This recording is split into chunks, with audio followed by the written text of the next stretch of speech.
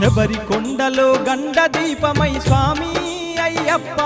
నువ్వు మకర జ్యోతివై మసలుతున్నవా స్వామి అయ్యప్ప శబరి కొండలో గండ దీపమై స్వామి అయ్యప్ప నువ్వు మకర జ్యోతివై మసలుతున్నవా స్వామి అయ్యప్ప హరిహరాదుల స్పర్శతో రాలిన స్వామి అయ్యప్ప ఈ సృష్టికి సూర్యబింబము నీవే స్వామి అయ్యప్ప